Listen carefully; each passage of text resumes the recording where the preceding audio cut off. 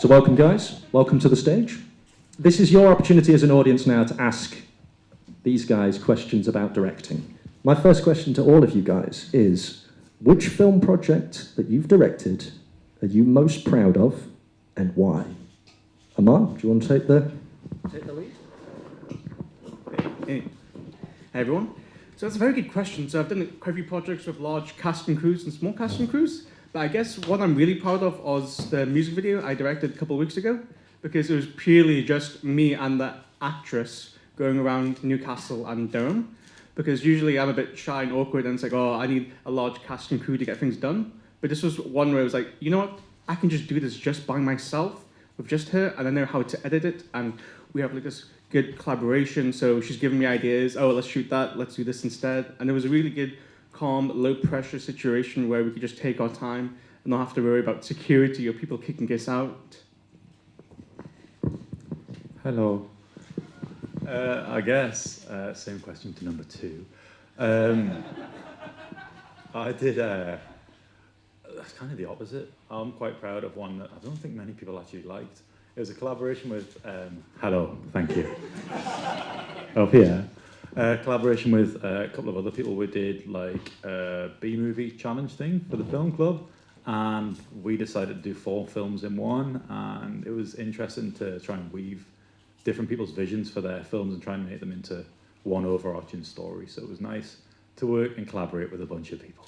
That's what I'm proud of. Thank you. Yeah, I did a short film that was like a comedy drama called Needles, and I suppose that was when I was first using improvisation techniques to direct, which really relaxes actors. And yeah, just giving, especially I'd recommend the book Directing Actors by Judith Weston, because it's giving really nice, short, concise bits of direction to actors on set instead of rambling like I'm doing now. A film that I was pretty proud of, it was called The Haunting of Dickington Manor. And it was I did it as part of like, oh my god, what's it called? The BFI Short Film Academy thing. And it wasn't a very good film, but I was very proud of it because it's the first time I directed with a crew. It's the first time I directed with big scary cameras rather than my own like little DSLR in like my back garden. And it was the first time that I actually like made a film. So while it's not like the best film that's ever been made, I'm proud of it because it's the first time I really tried and I felt really confident in it. So open to the floor now, guys. If anybody has any questions you want to ask any of us, now is your opportunity. Sam is with the mic. I want to start off by asking a quick question to everybody. Just blast it through. How long did it take you to get to that film that you were proud of? How many years before you got to that film? Okay, I'll start because I'm holding the mic. It only took me 1, which is, you know, faster than people expect. But it was one of my earlier films. I've been doing this for 4 or 5 years now. But it's because I really like threw myself in, like the application for the BFI short film thing. I have no idea what it's called, I've forgotten. But like I really sort of threw myself at it, and as soon as I realised I wanted to direct, I just put everything I had into it, which is why it took me a year. But obviously there's no linear sort of scale for how long it'll take people. Oh, I feel quite old now. It probably took me about 7 years, but I'm still learning. You learn with every single project you do, so I think some people, you know, you can jump into it and go, yes, I know what I'm doing, but other people, I think it's a slower process. It depends what projects you're doing, but yeah. So I guess I started in film before the talkies. Everything was still black and white. No, to be fair, I guess I've been making films a little while now, but I think for me, we talked about believing yourself. It took a lot of years. I came from a background where you don't really do artistic stuff. So it took a lot of years of actually having the ideas before I actually sort of started making stuff. So it's been a couple of years of making films, but quite a few years before that of not making them and wanting to. Yeah, so I think I made my first short film in 2015, and that one came out 2014. So 9 years. But I guess what people always forget is like everything you make is like a time capsule. Like that thing you make previously is a different person to now. So I guess every short film is it's a bit like a Slumdog Millionaire thing. Everything you've done in the past helps going into the future. Like a funny example was like I got a job working at like a joinery company, right? So I ended up watching this one video like years before that about some guy filming his table being made, and I was like, well, this is an interesting video. I'll never use it, but it's good to bookmark it. But then when I got that job working at a wood company filming wood, I was like, oh, you know what? That one video I watched ages ago is gonna help me now. So it's like everything you make is important, even if you hate it, because it's gonna help you go forward and better, you know? It's not about being perfect, it's just about getting better every day and trying something new. Awesome. Question from the audience? I'm going to start with Cal. Hello. Has there ever been a director that like inspired you to get directing, and you also consider that director a good example of being a good director? Alright, that's a very good question, and one which I can speak about for like hours and hours, but I'll just really condense it. So my two favorite directors are Christopher Nolan and David Fincher, not only because they have a very strong style, but they're just two directors who are very open about the process and how difficult it can be. So David Fincher, fun fact, his first film he made when he was 27, it was a huge flop and it almost destroyed his career, which was Aliens 3. But that gave him a strong lesson on what he wants to do and what he doesn't want to do. And going forward from that, he was very open about strong vision, be firm, don't let other people tell you what to do. And Christopher Nolan, same thing as well. You know, after university, he was just some guy who did camera training lessons, and he made his first film over the weekends just with his friends, and that is what led him to do Following. And after that, he did Memento, and then Insomnia, then Batman Begins, and you know, the rest is history. So those are two directors who I like because of their strong vision and their belief in themselves. What an excellent answer. Thank you. I don't know, I guess the longer I go on for, the older I'm getting. I look back further, so like, thanks man, sorry, I'm coping. Like Méliès and like the early cinematographers, early filmmakers, there's a lot that they were doing that actually I find that I'm applying to like our like independent, short, small films, because they were really groundbreaking techniques that we're using that people overlook now.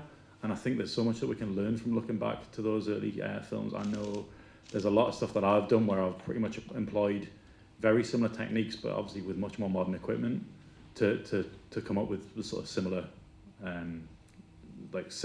results. So that's me. Thanks.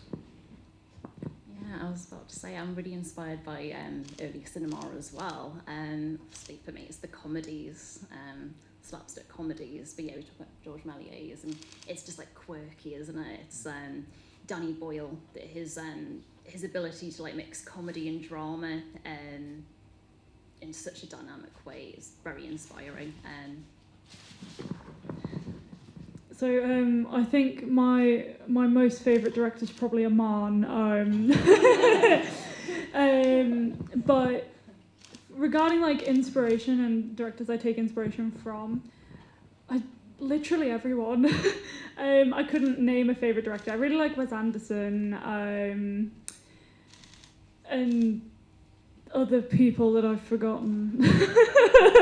You know what, this is one of them questions that I was preparing in the shower and then just forgot.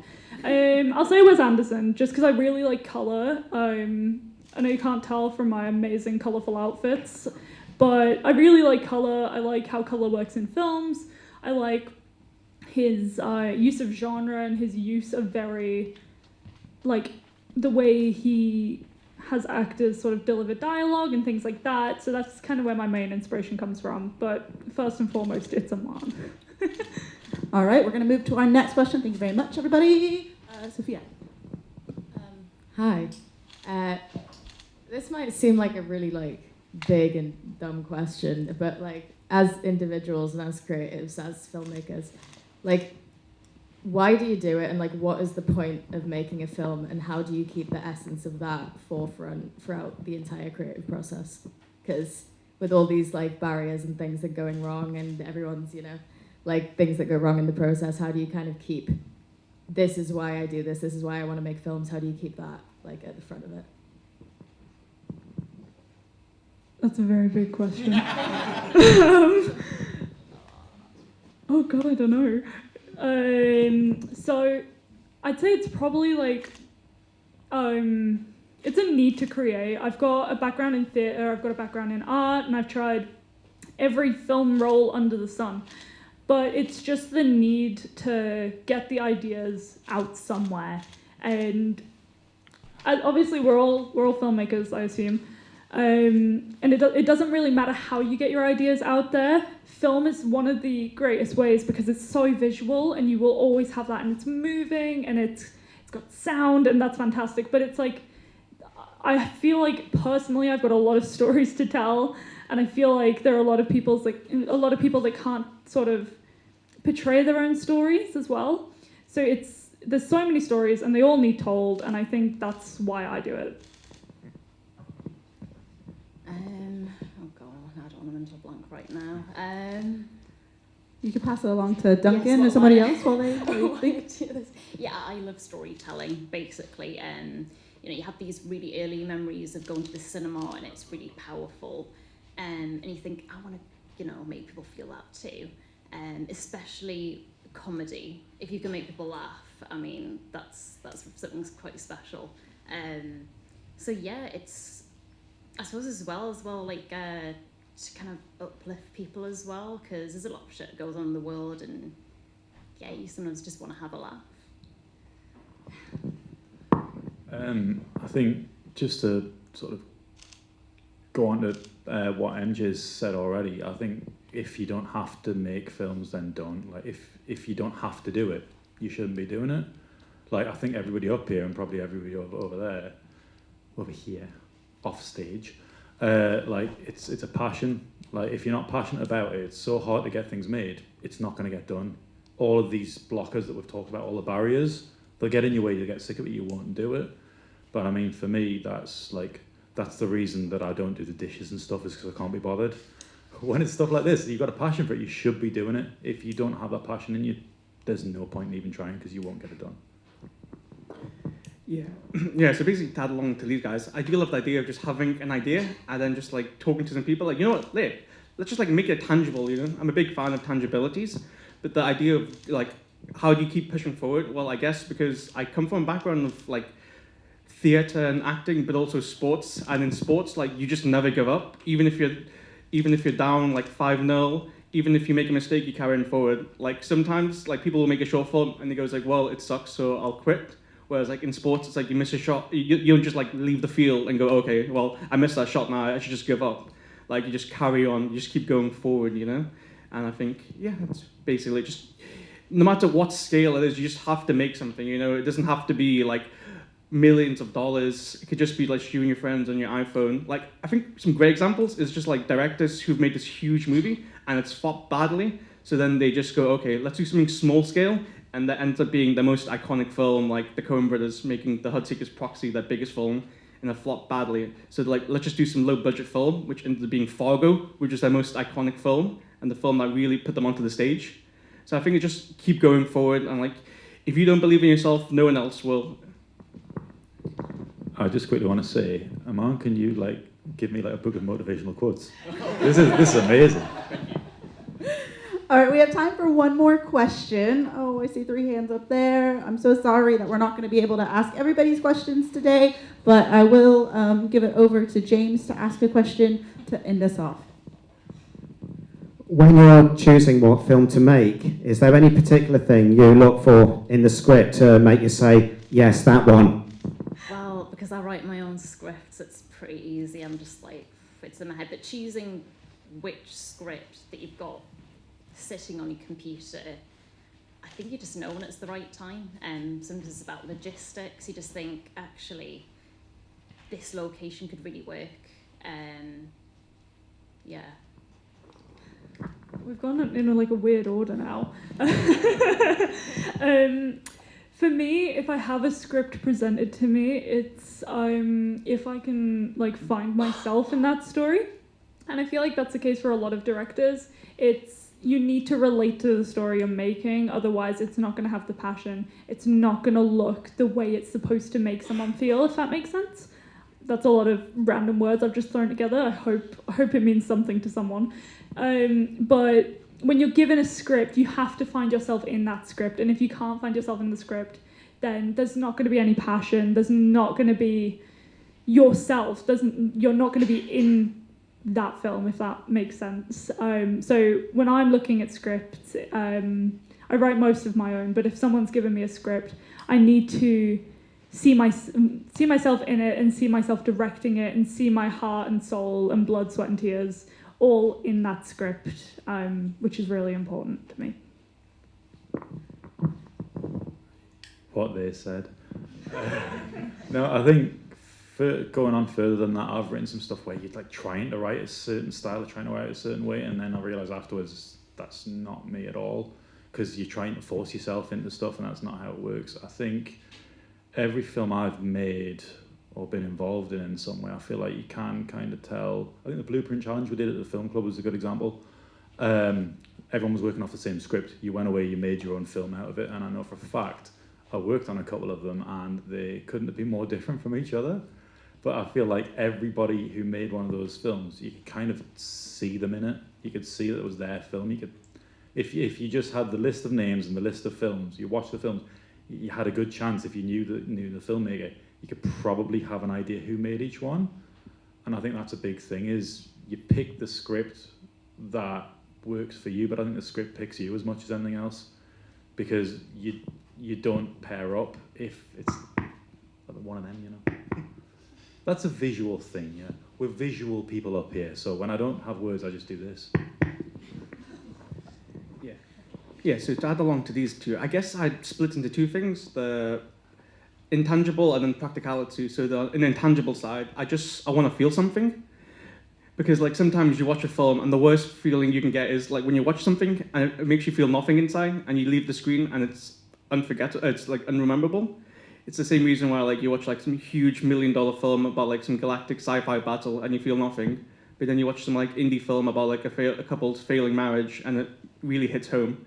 So I guess that's one section of it where it's like, does this have an impact to you when you read it and you put it down? Do you still think about it? And I guess on the more practical side, can you actually make it? So if it's like a sci-fi set in Mars, that's a bit more harder to make than just two people sitting on a cafe arguing, you know? So I guess it's two sections of, do you love it? But then can you also actually make it on a limited budget? The sci-fi set in Mars is mine and Sophia's film, by the way. That was a direct insult. Can't believe you'd say that to me, Amaan. I wasn't thinking about that. No, I forgive you. Can we all give our panel a lovely round of applause? Thank you so much, guys. Should we leave now? Yes, thank you very much, guys. Really appreciate that.